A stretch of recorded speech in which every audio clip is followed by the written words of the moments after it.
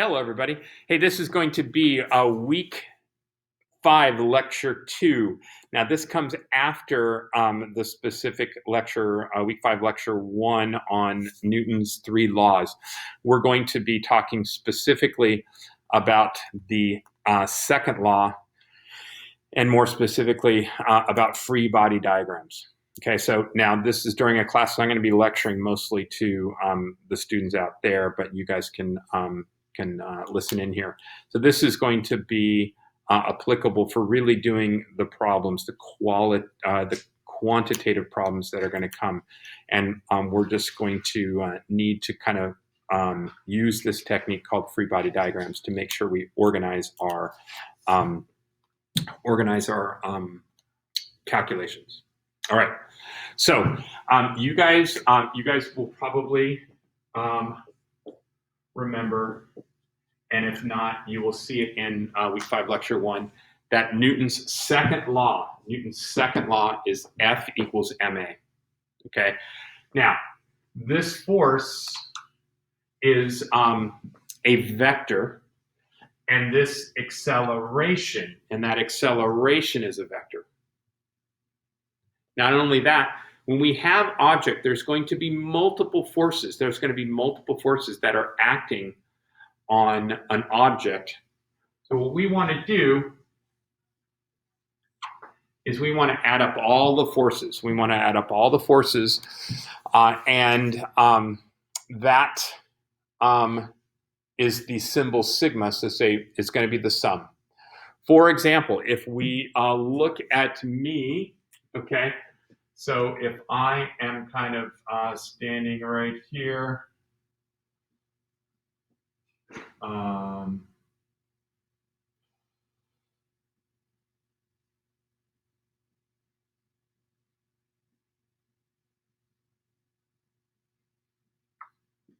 okay, not a very good picture, but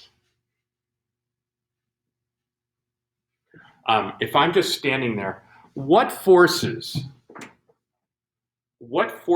are acting on me? What forces are acting on me?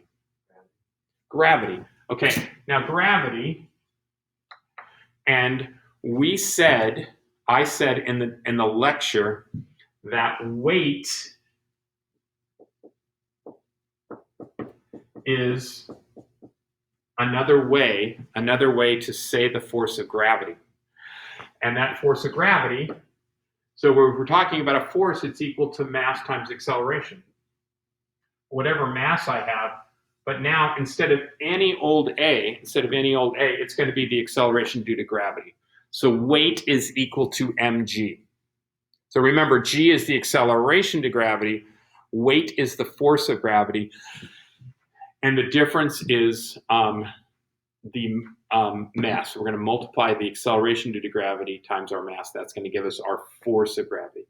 Okay, so we've got this force of gravity. What other forces are acting on me?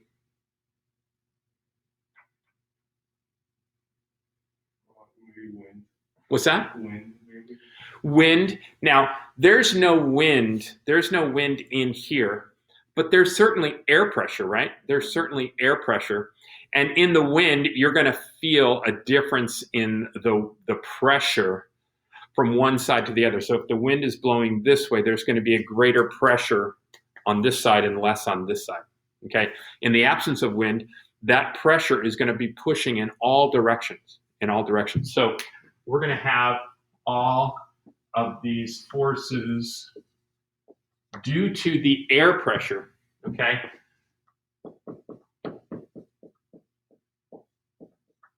Okay, due to the air pressure, okay? Now, there is one more important force that is acting on me. If we ignore the air pressure, and I will tell you why we can ignore the air pressure in a second. If we ignore that, and we only had the force of gravity, then how come I would not be sinking into the ground? because the ground is pushing up at me. The ground is pushing up at me. And that right there is going to be the normal force. Force normal, okay?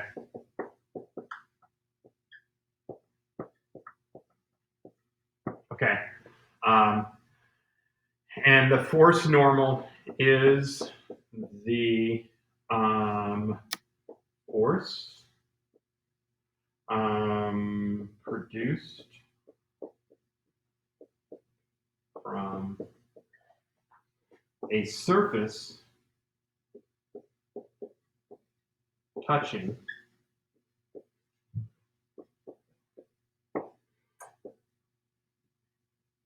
an object. Okay, so it's, if anything touches it, it's going to be a force. Okay, now in Newton's third law, which is the action-reaction symbol or idea, it's really, you can't be touched without being touched. Okay, now this force is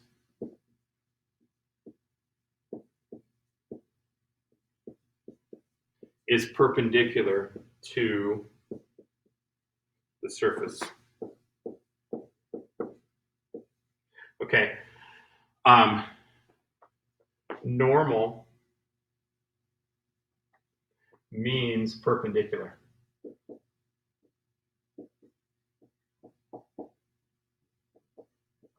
Okay.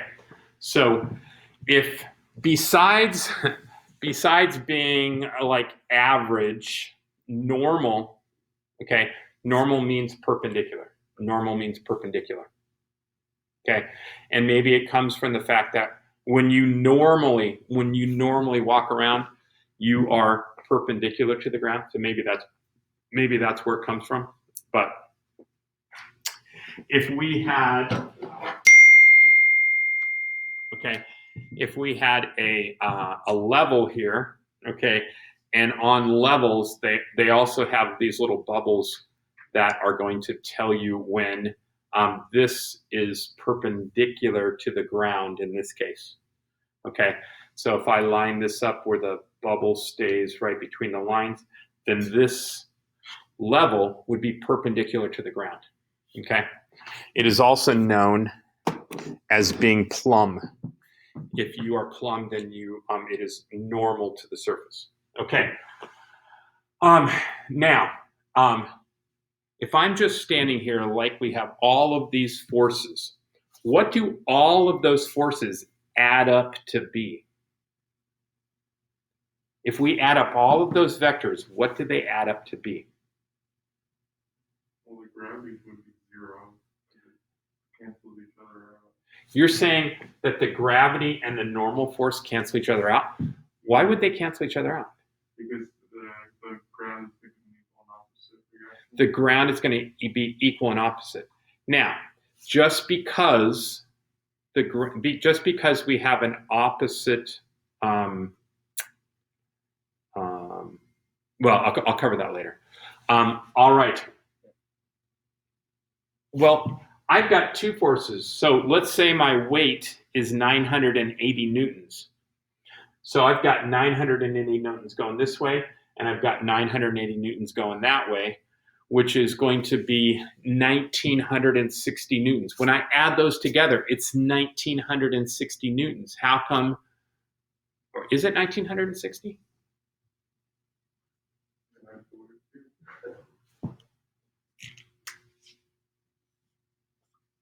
So the answer is, it is not 1960. If I add 980 and 980 together, it is 1960. But notice that that's a vector, okay? And vectors have direction. So as you probably already figured out, our normal force is going up and our gravity is going down. And they are in opposite directions. And as you pointed out, they're going to cancel each other out because one's positive and one's negative, okay? For the same reason, all of these pressures, all of these forces that are pushing against me due to air pressure are also canceling each other out. Now, I can be sure of that, okay, because what is my acceleration as I stand here? My acceleration is 0. So since everything added up to 0, my acceleration is 0. That means all of my forces are balanced. All those forces are in equilibrium, okay? Now, if I take something and push it, okay, so if I had an object like this and I applied a force, okay, and there was no friction, for example, then this would accelerate. It would accelerate to the right. It would accelerate to the right. Okay? All right. Now, this kind of brings us to point. If I have this force and I'm touching on this block, then doesn't this block put a force that's going that way? And the answer is yes. Okay, but just because we have two forces that are equal and opposite does not mean that there's no acceleration. Okay. Now, with me just standing here, we can see that I have no acceleration, so we know the forces are balanced.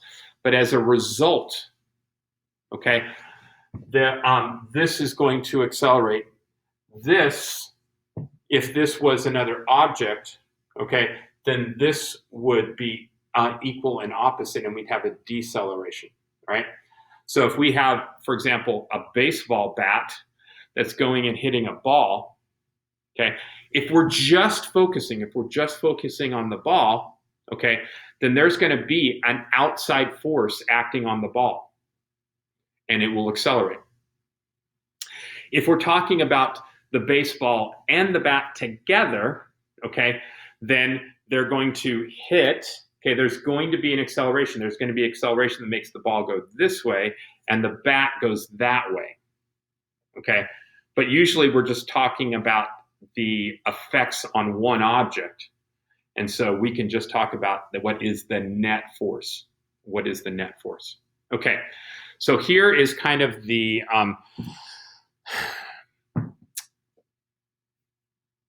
a method, a system of analyzing all of the forces so that you can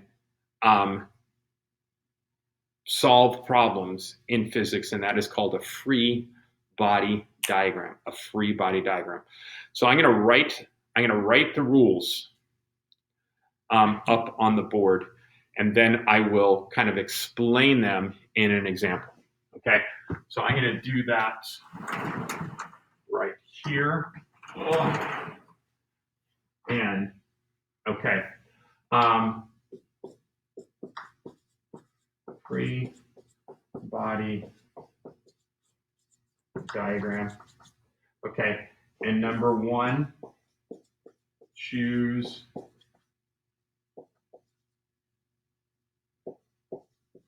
convenient x, y,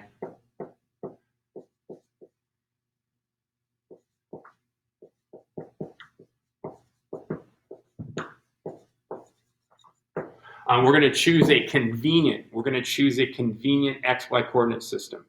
Now, sometimes this convenient XY coordinate system is going to be horizontal and perpendicular, like we would normally think about. But sometimes if we have an inclined plane, okay, like this, we might make this Y and that X, okay? So we could change Y going up and X going parallel to the surface. We could say that positive X is going up the ramp instead of down the ramp. Okay, so again, we're going to choose a convenient one, and that's going to depend on the question. It's going to depend on the problem. Okay, so number 2, use a dot to represent the mass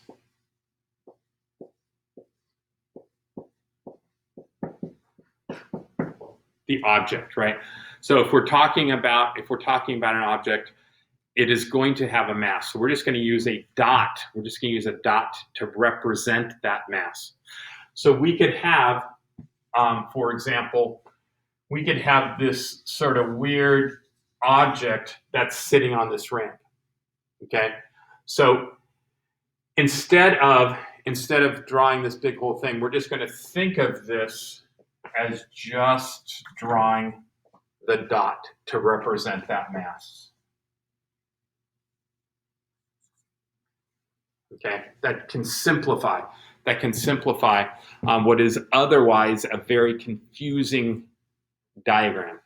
Okay, now in all problem solving, okay, at least ones that become less familiar, we're going to want to draw a picture. Okay, now when we draw a picture, there's very often a lot of information on that, and sometimes the forces in themselves get mixed up with the distances and the masses and the velocities. And that's why this free body diagram is we're just going to identify the forces. Okay, so the third step is draw vectors. We're going to say we're going to draw force vectors.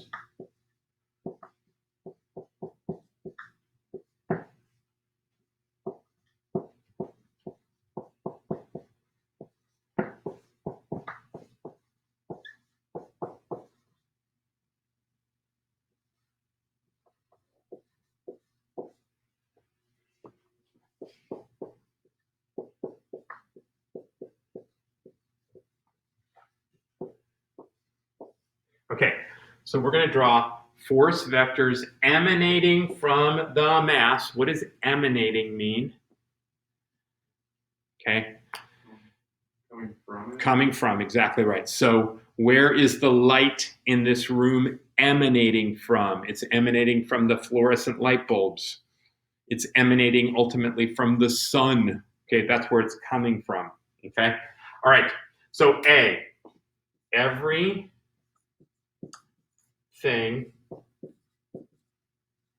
that touches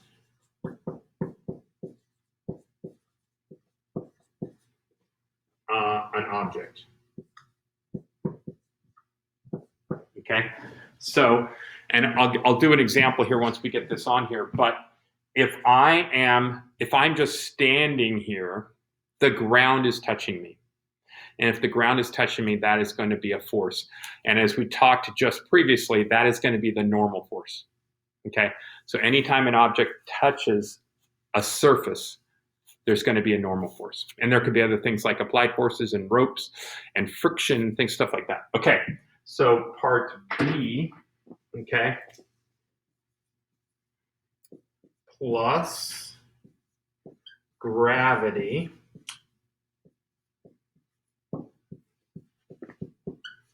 okay, and that's going to be the force of gravity.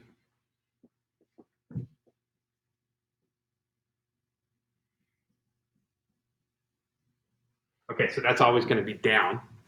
That force of gravity is always going to be straight down.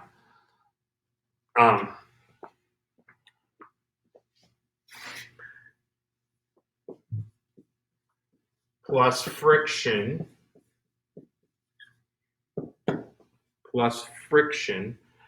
And we will talk about friction. We'll talk about friction in another lecture, which will probably be Thursday. It will be week 5, lecture 3.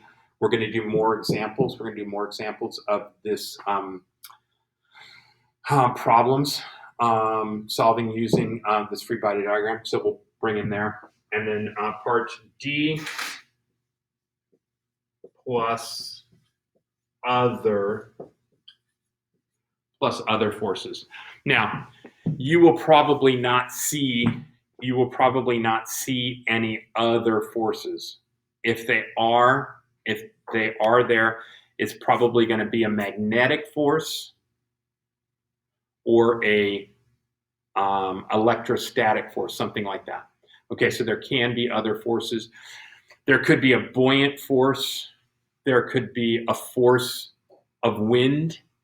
Okay, so there could be these other things, but since we've got plenty to learn here, This other stuff will be kind of more of a minimum, there'll be a minimum sort of thing, okay? All right, so now, and I'll do this example.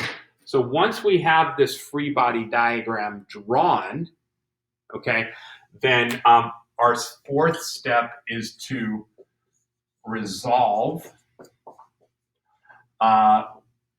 all vectors into our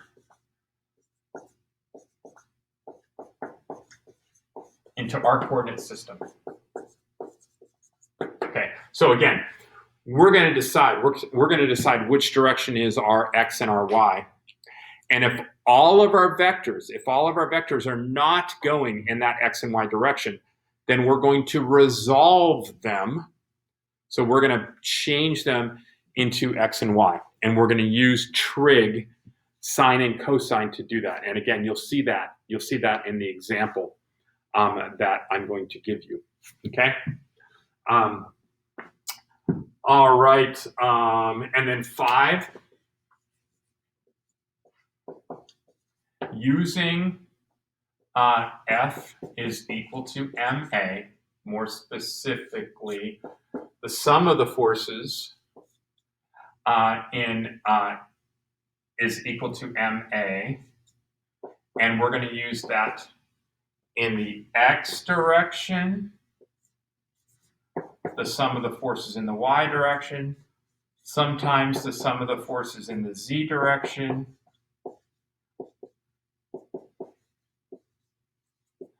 and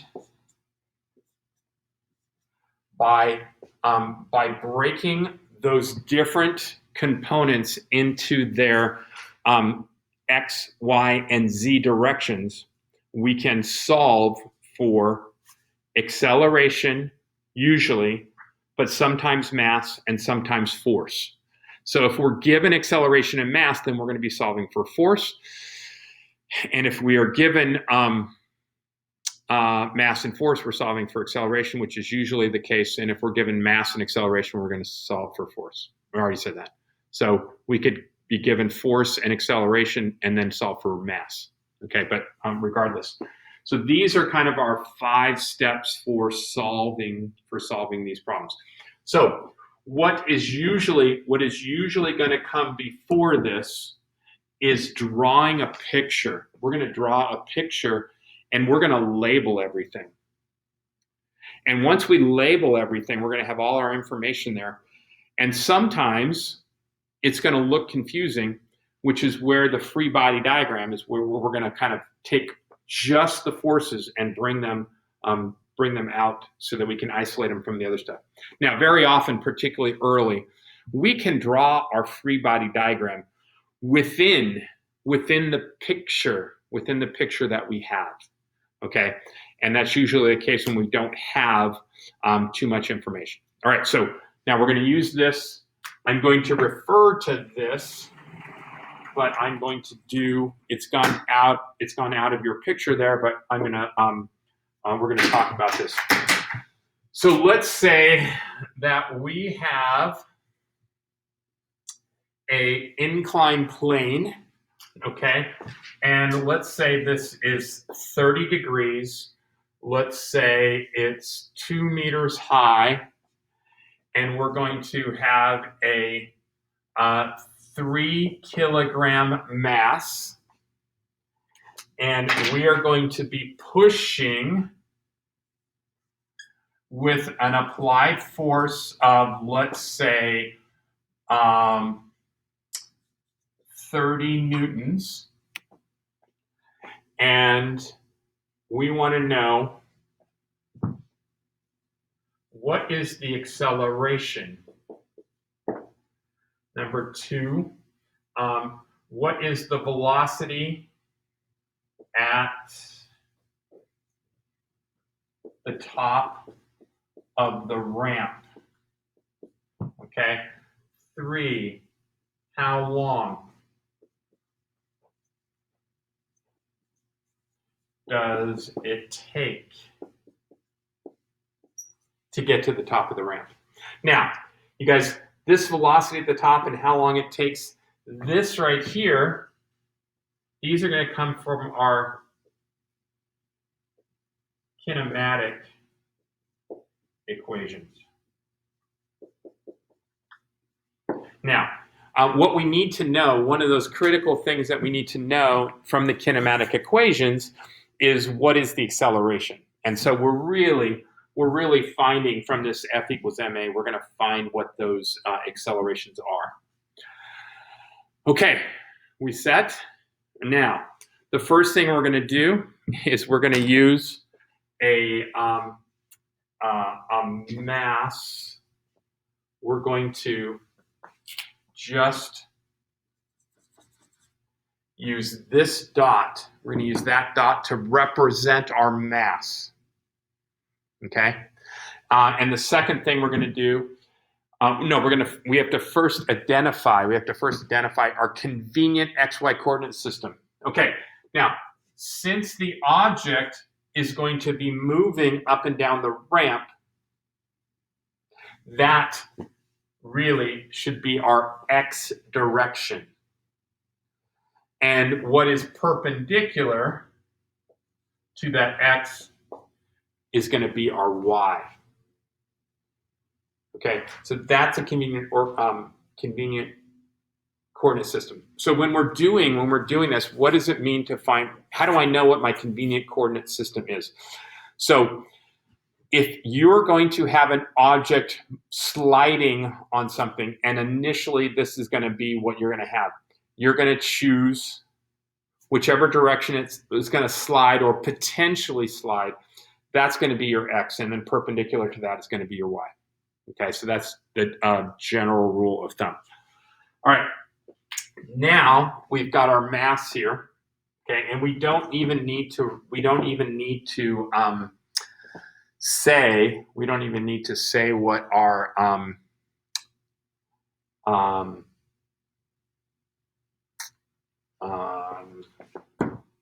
mass is. We could label that as 3 kilograms, but we already have it labeled here. And the reason, you guys, if this is 2 meters, then this is going to be 4 meters, okay? And this is going to be 3.45 meters, okay? And we know this just because of trig here, and we can see how the more we add here, the more confusing it is to just label our force diagrams. Okay, so now the first thing we want to do is to identify everything that touches the object. So what's touching the object? The slope. So that is going to be our normal force. Force normal. Okay, you guys, this is how usually I do that. You might see in other books, they might just call it N. They just might call it N. Okay, so just FYI in the future, they might not use this F sub N. They just might use N. Okay, so that's our normal force. What else is touching our object?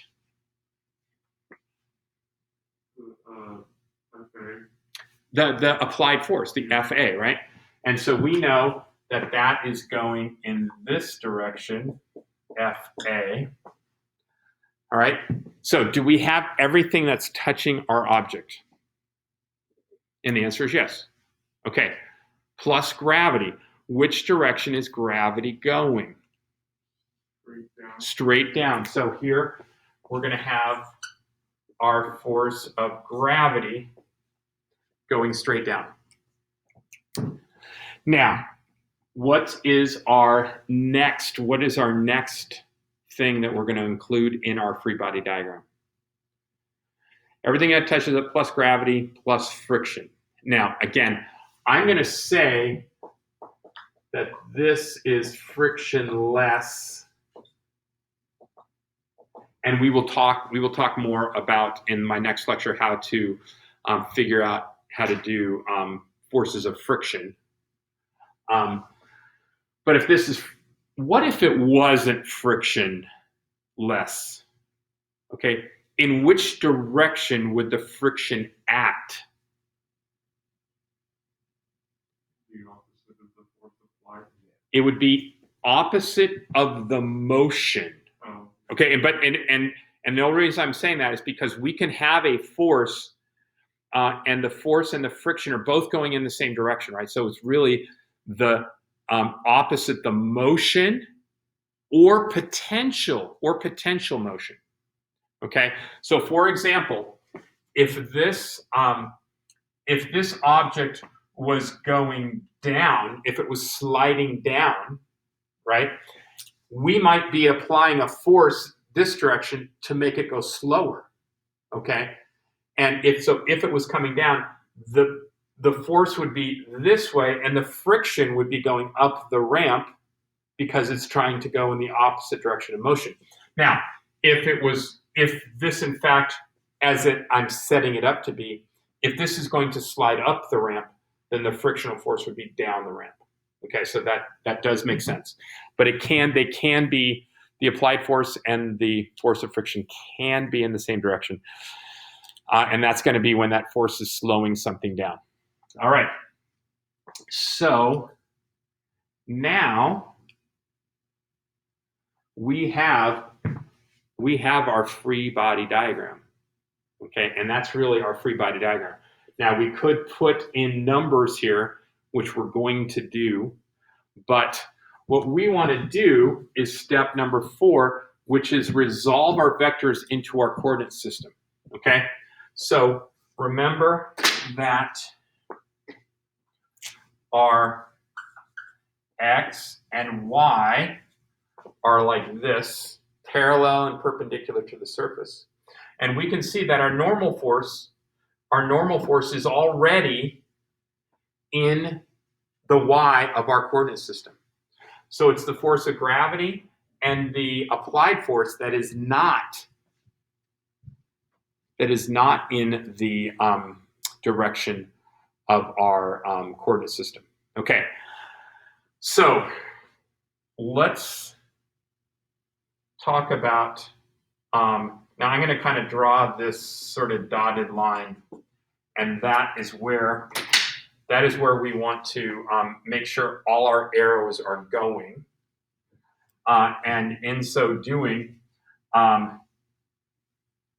this right here is 30 degrees.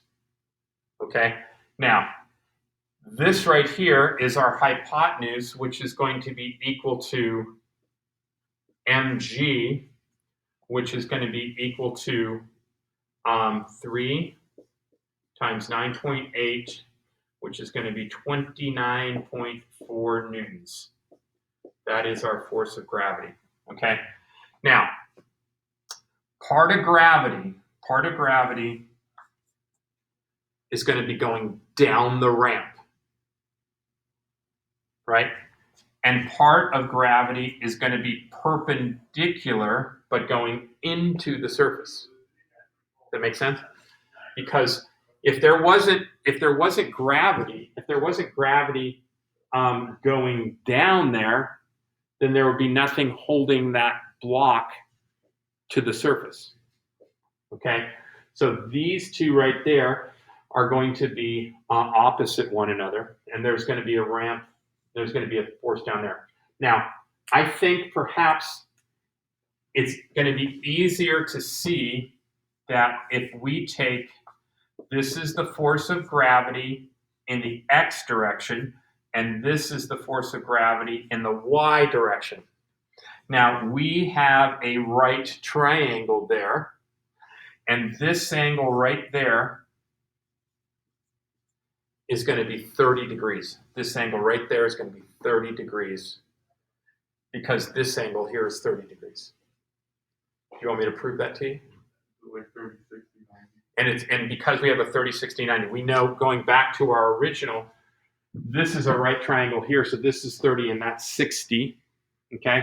So if this was 30, then that would be 60, and 60 plus 90 is going to be 150, and 180 minus 30 would equal 180. So we can say that our force of gravity down the ramp is going to be equal to 29.4 sine 30. 29.4 sine 30, which is going to be 14.7. Exactly. Okay, 14.7. Okay, so 14.7 newtons. Force of gravity in the x direction. Now,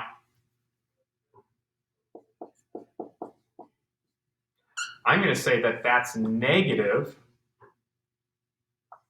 okay, because in our case, we're essentially saying up the ramp is positive. We're saying up the ramp is positive, and therefore, this right here is going to make it slow down. All right, so now we have to resolve this one, okay? So if this one right here is x, then we want to resolve, let me get a different colored pen.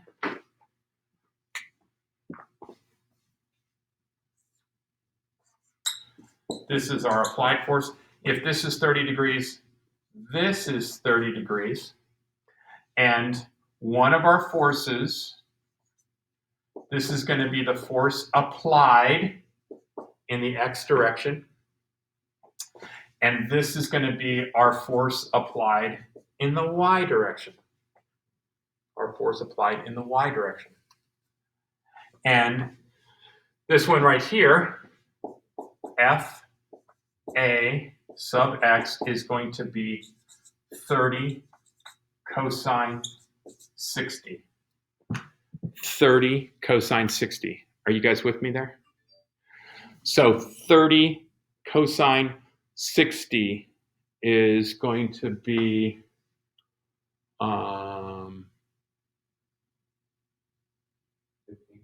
15.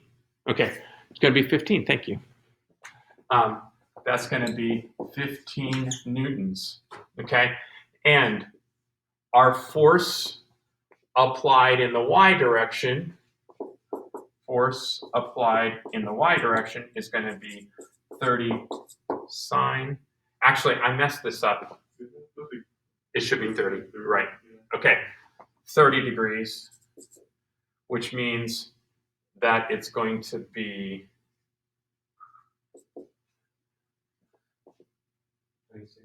36? 26. Thank you, 26. So this is going to be 26 newtons. This is going to be 15 newtons. If I said 30 sine 60, 30 sine 60, this would be 26. And this would be 30 cosine 60, 30 degrees equals 15 newtons. Okay. Makes sense? Okay. So now we have everything. We have everything acting from the middle. Okay. So essentially what we've done here is we've gotten rid of this one, and we've gotten rid of this one. Okay. This one right here is really the same as this one, and this one is the same as that one. So we're going to have this one is F of applied in the y direction. This is going to be the force of gravity in the y direction. This is going to be the normal force. This is going to be the force up the ramp. This is going to be the force down on the ramp. Okay, so we can see that this looks even more confusing. Okay, so let's just simplify it and just put in the numbers. And right here, so up the ramp, we're going to have 26, right? So up the ramp, we're going to have 26 newtons. Down the ramp, we're going to have 14.7 newtons.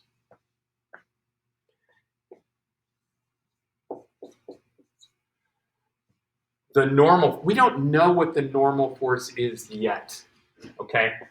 And unless we're dealing with friction, we don't really need to know what the normal force is unless I happen to ask for it, okay? And I'm going to ask for it here.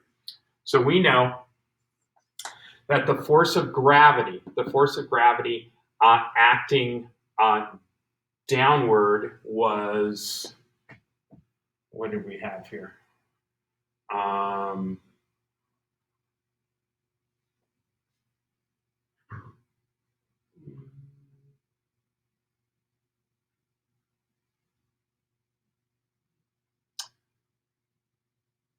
Did we get that one?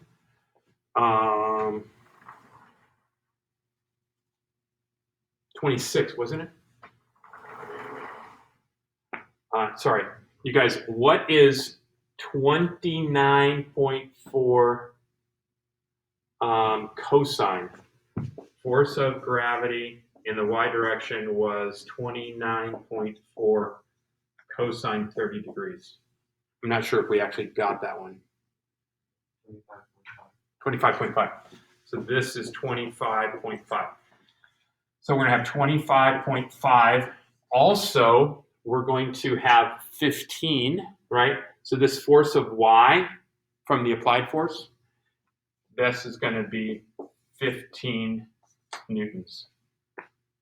So now we can see that this is a lot more simplified. All right. Now we're going to use the sum of the forces in the y, and that's going to equal to ma. Sum of the forces in the y is going to equal to ma. All right. We know, is this object going to sink into the ramp, or is it going to levitate off of the ramp? And the answer is neither, okay? So this block is not going to move up and down. It's not going to accelerate. So then this is going to equal to 0, okay? And we're going to have the normal force minus 15 minus 25.5. Minus 25.5, okay? So by solving for this, we're going to have the normal force is equal to 40.5 newtons. Okay? Now, unless we have friction, it's not going to have any bearing on the acceleration up and down the ramp. Okay? Because, and I'm going to tell you now, but I'll explain it later, force of friction is equal to mu force normal. So this mu is called the coefficient of friction. Let's say it's 0.5. If this was 0.5, then we'd multiply that by 40.5, and our force of friction would be 20.25. Okay, but that's just, we'll cover that later. All right, so now the sum of the forces in the x direction is going to equal to ma. The sum of the force in the x direction is going to equal to ma. And now, remember, up the ramp was positive. So now we're going to say 26, down the ramp 14.7, and that's going to equal to 3a. That's going to equal to 3a. Now we can resolve, or now we can calculate what our sum of the forces is. So we're going to have 26 minus 14, which is going to be 11.3 divided by 3. 11.3 divided by 3, and that is going to be equal to a, which is going to be about 3 point what? 3.8. 3.8, thank you. 3.8 meters per second squared. This is our acceleration in the x direction. Now, this right here was essentially all about our free body diagram. Now, we could, and it might just end here. It might just say, hey, what is your acceleration up the ramp? Okay? Now, if we go back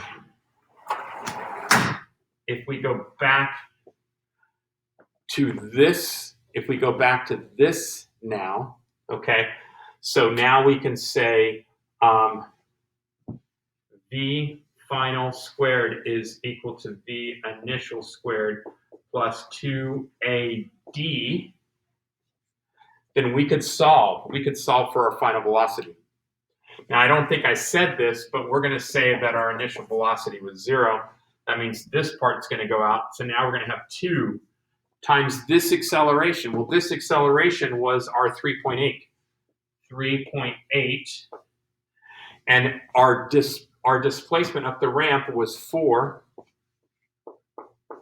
And then we're going to take the square root of that. And we're going to have about 5.5. Okay, so our velocity final at the top of the ramp would be 5.5 meters per second. Okay, now how long would it take? Well, now we could use our kinematic equation. V final is equal to V initial plus AT. So now we know that our final velocity is 5.5. And we know our acceleration is 3.6, and now we could calculate. The time would be 5.5 divided by 3.6. It's going to be about 1.6. Acceleration is 3.8. Sorry, 3.8 here. 5.5 divided by 3.8. 1.4. 1 point what? 4. 1.4. So our time would be equal to 1.4 seconds. All right, so these last two parts here about what's the speed at the top and how long does it take, that goes back to the kinematic parts, right? But in order to get that, we have to analyze what all these forces are. And the key to doing all these forces is the free body diagram, okay? And that is going to take a little bit of practice. And there's a lot of times that I wrote a bunch of stuff up here, okay? And once you get a lot more competent at doing this, you're not going to need to write as much of this stuff down as I've kind of indicated, because I was trying to go step by step, okay? So obviously I used like 2.5 boards there in order to do that, but you'll just kind of see that. A lot of times you're going to have objects that are kind of flat on the ground and they would slide this way. So if it's sliding or possibly sliding this way, then you're going to have your X and Y in the kind of the normal position, If, for example, we got here and our applied force was 26 up the ramp. Well, if our force of gravity down the ramp was, let's say, 30, okay, that means it would not accelerate up the ramp at all, because this force would have been greater than this force. Okay, so sometimes the question might ask you says, is the object going to move? Is the object going to move up the ramp? And you might calculate, it says, no, it's not going to move up the ramp. There's not enough applied force. And then it might ask you, what applied force would you need to apply in order to get it to move up the ramp? And it might be something greater than, 30. So those are the sorts of questions that you can kind of end up. And again, and really, I'm going to give a lecture that's going to give you more examples, but it's going to essentially do the same thing, but we're going to add in friction.